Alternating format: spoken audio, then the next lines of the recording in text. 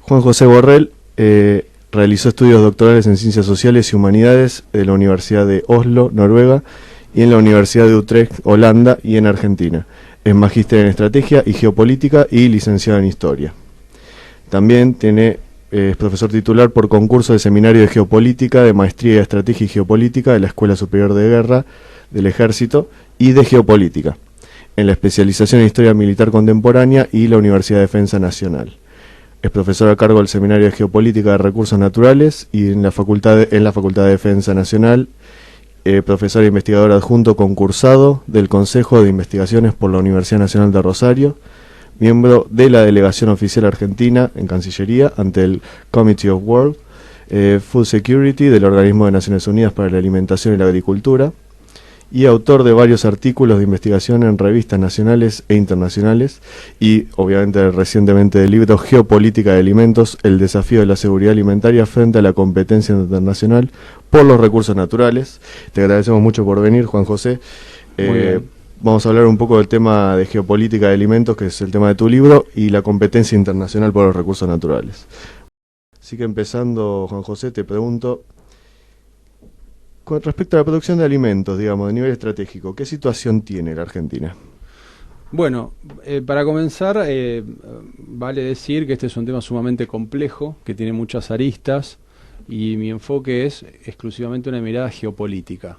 Esto quiere decir que no veo el fenómeno desde una mirada agroindustrial o de la agronomía, o una mirada econométrica, o una mirada como puedan ser profesionales del ámbito de la salud o de la nutrición. Es decir, ¿por qué geopolítica? Porque tenemos que entender que la cuestión alimentaria es un asunto netamente relacionado con cuestiones de poder. Entonces, en este sentido, el suministro alimentario está cruzado por la alta política a nivel internacional, por los intereses de las grandes potencias, y esto en el sentido de que, primero, antes que nada, tenemos que entender qué posición ocupa Argentina en el sistema internacional, en el tablero geopolítico internacional, a los efectos de desmitificar lo que es el paradigma liberal de que en el mundo reina la libertad, la igualdad y la fraternidad. Es decir, que somos todos iguales, lo que prima son las relaciones, ahora se llaman de cooperación, de solidaridad, y realmente el tablero internacional es un sistema asimétrico, es decir, no somos todos iguales. Y lo que no prima necesariamente es la solidaridad. En todo caso, eso es una propuesta. Lo que prima principalmente son los intereses y las relaciones de poder. Y el sistema alimentario no es ajeno a este tipo de configuración, ¿no? Entonces, si nosotros creemos que estamos en un plano de igualdad con Estados Unidos, Gran Bretaña, Rusia, China, Bolivia y Uruguay, estamos reproduciendo una gran mitología, ¿no? Entonces, en este sentido, Argentina es un país que por su configuración de economía política de las últimas décadas ha estado tendiendo cada vez más hacia una posición de periferia. ¿Por qué? Bueno, porque en términos sí económicos, la mayor parte de lo que es su PBI se basa en lo que es la exportación de materia prima en bruto, ya sea tanto energía, hidrocarburos, minerales, como principalmente materias primas alimenticias, que no son alimentos, como dicen muchos, no es alimentos para personas o únicamente para forrajes. Estamos hablando de commodities, es decir, son bienes básicos, bienes primarios, que están en un circuito económico internacional. Es decir, que vengan del campo, vengan del agro, no quiere decir necesariamente, ya y esto hay que entenderlo, que sirva para alimentación humana. Entonces esto es clave a la hora de entenderlo, estas dos cuestiones. Entonces, en este sentido, la Argentina, creemos que en la actual configuración de las matrices tecnológicas y de poder, no podemos decir que nuestro sistema alimentario es estratégico. Estratégico es otra cosa. Estratégico es un sistema de desarrollo de bio-nanotecnología propio con matrices propias, patentes propias. Estratégico es tener una moneda que tenga un peso internacional. Estratégico es tener sistemas de armas que nos permitan tener la capacidad de disuasión y de asegurar nuestra defensa. Eso es el sentido estratégico. Estratégico es el control o por lo menos la capacidad de proyección en el comercio marítimo con un sistema de marina mercante propio. Eso es estratégico. Entonces, referir a que porque nosotros producimos en gran escala commodities estratégico es otra gran falacia. Es decir, hay que hacer un gran ejercicio de humildad y de asumir el lugar que ocupamos en el mundo. Entonces, esa idea que, digamos, deberíamos asumirla desde nuestros gobernantes, nuestros académicos, es decir, los nativos de la academia que reproducen estos grandes relatos de que fuimos el granero del mundo, que es una gran mentira, y vamos a ser el supermercado del mundo, que es otra gran, digamos, sortija para chicos de una gran calecita hacia nivel mundial. Es decir, porque en un modelo tan hiperconcentrado, si vos sos el supermercado del mundo, te sobran 20 millones de personas. Claro.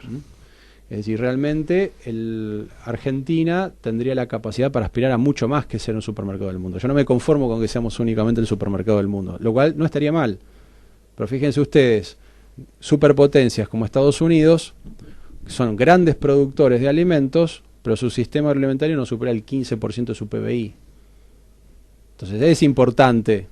Son los mayores donantes de alimentos, tienen las mayores corporaciones comercializadoras, tienen las mayores corporaciones de patentes, de transgénicos, de agroquímicos. Para ellos es estratégico, pero no supera el 15% de su PBI.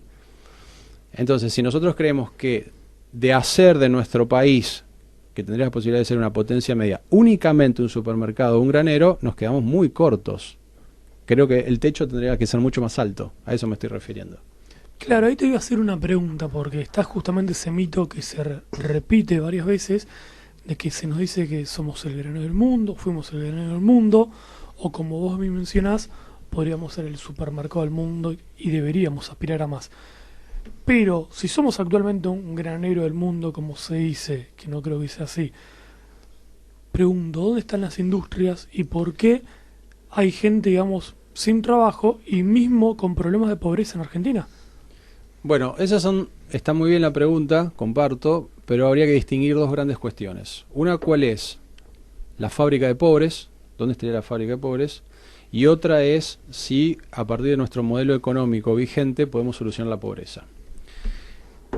Argentina es un país que ya desde hace décadas, como decía hace un momento, ha entrado en un proceso de periferización. Esto indica que toda su estructura de economía política ha tendido hacia lo que es el desguazamiento de las industrias, el desguazamiento de las industrias medias, la desaparición y extinción de las pymes, y en el sector agroalimentario la desaparición de miles de tambos, de miles de lotes de producción frutihortícola, de miles de lotes de pequeña producción ganadera.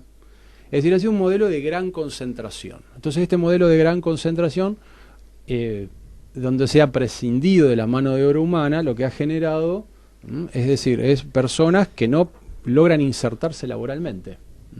Por eso decía que un modelo de monocultivo, donde un tractor, una persona, tiene un promedio de proyección al espacio de más de 500 hectáreas, es decir, prescinde de lo que sería la mano de obra. El tema es ver de qué manera nosotros no quedamos entrampados en esta falacia de decir, bueno, el campo va a ser la solución de la pobreza en Argentina. Es decir, depende del modelo. Si nuestro modelo es un modelo industrial de generar trabajo genuino, es decir, esos puestos de trabajo se tendrían que generar en otros sectores, no necesariamente en el campo. Es decir, es porque seguimos pensando dentro de la misma matriz, dentro del mismo modelo, claro, de que el campo va a ser siguiendo la solución para todo. Entonces, es la solución de estamos esperando las cosechas récords para el ingreso de divisas y al mismo tiempo ahora vamos a cargar el campo con la tarea de darle trabajo a 15 millones de argentinos que están bajo la línea de pobreza. Es imposible en ese sentido. Entonces, tendríamos que distinguir estas dos cuestiones.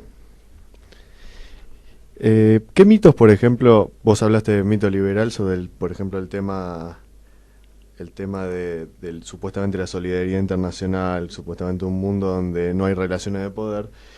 ¿En lo académico eso también se refleja? Fundamentalmente en lo académico, es decir, la universidad, no quiero decir que toda la universidad, pero la universidad es uno de los grandes, debería ser por antonomasia uno de los grandes productores de conocimiento.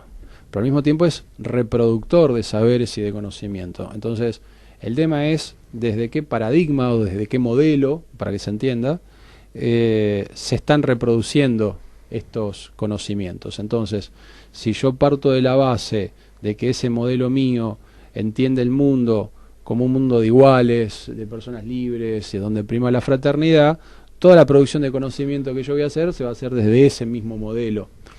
Entonces, en este sentido, lo que opera básicamente, muchas veces en muchos nativos, es una mitologización del rol en el mundo. Es decir, muchos colegas míos hablan o dan clases o escriben como si ellos viviesen en un anexo de París, en un anexo de Nueva York o de Washington o de Londres, o de Connecticut, digamos. Claro. Es decir, no se ubican, no ponen los pies en la tierra desde donde están escribiendo.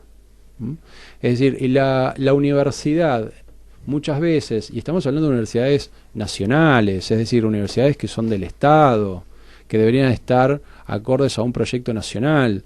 Entonces, muchas veces desde la misma universidad se comete esta idea de atacar al Estado, cuando el mismo Estado, o sea, somos todos los que mantenemos la universidad, pero muchos colegas se dan, digamos, esta atribución de criticar al Estado o de no tener un proyecto que coincida con lo nacional, es decir, porque se consideran cosmopolitas, son claro, ciudadanos del mundo, están como una especie de cerebro flotando en el espacio, más allá del bien y del mal, pensando que la ciencia es algo neutro, lo cual es otra gran falacia. El conocimiento no es neutro. El conocimiento, es decir, ¿qué es lo que es neutro? 2 más 2 es igual a 4. Sí, por supuesto, 2 más 2 es igual a 4 es en Argentina, en China, en la Cuba de los Castro o en Uganda. Eso es universal. Ahora, pero el uso que vos haces del conocimiento no es neutral, no es objetivo. Lo haces de acuerdo a determinados intereses. Entonces, en este sentido, si nosotros estamos produciendo ciencia política, ciencias sociales, estamos refiriendo un proyecto de nación, de Estado y demás, lo hacemos desde una visión particular. Te puede gustar o no te puede gustar esa visión, pero nunca podemos decir que esa visión es la verdad, ni que es neutral, ni que es objetiva. Exactamente. Claro, pues falta la conciencia nacional ahí. Falta la conciencia primero de decir cuál es tu lugar en el mundo, quién sos. Después, si vos podés convalidar y decir, bueno, me sumo a un proyecto nacional. Ahora, entender de que ese proyecto nacional, es decir, se tiene que lograr de acuerdo a una configuración de intereses que nucleen a toda tu comunidad. Es decir, vos no podés alejarte de ese proceso como si vos estuvieses realmente flotando en el espacio. Es decir, no, perteneces a una comunidad, perteneces a una sociedad.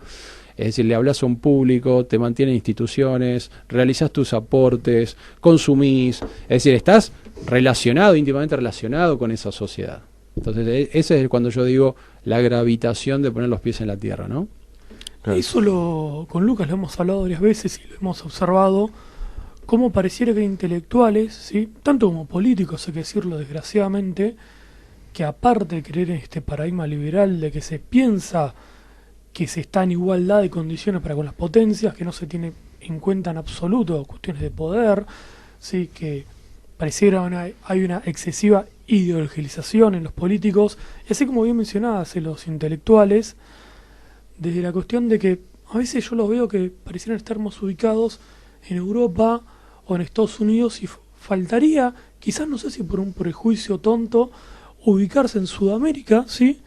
No sé si se piensa, capaz hay un prejuicio que se ve, no, Sudamérica, esos patria grande, esos izquierda y demás, y ya lo apartamos, y no se ve la necesidad, parece, decime si me equivoco, de agarrar un mapa y decir estamos en esta parte del mundo, compartimos recursos con estos países, ya sea litio, Bolivia, Chile, la cuestión de la marina mercante, lo tenemos que negociar con lo que es Brasil, Paraguay, también con Uruguay. Si queremos recuperar un día mañana Malvinas, también tenemos que hablarlo con estas patrias.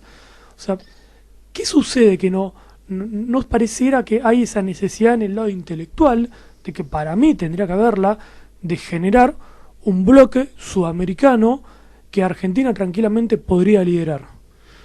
Bueno, ahí es una pregunta muy interesante la tuya, que tiene muchas aristas. Algunas voy a darte una opinión, en otras te voy a dar una idea más formada, y en otras sencillamente no voy a poder opinar porque no tengo conocimientos en la materia.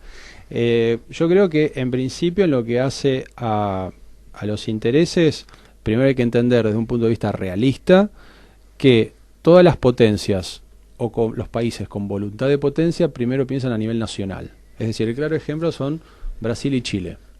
Es decir, para Brasil lo más importante primero es Brasil, después Brasil y por último lugar Brasil. Después, si hay algún tipo de alianza, acuerdos o beneficios mutuos, por lo menos en lo que es negociaciones a nivel internacional, a nivel diplomático, acuerdos de comercio, donde la postura argentina es confluente con la de Brasil, bueno, ahí vamos juntos. Lo mismo el caso de Chile.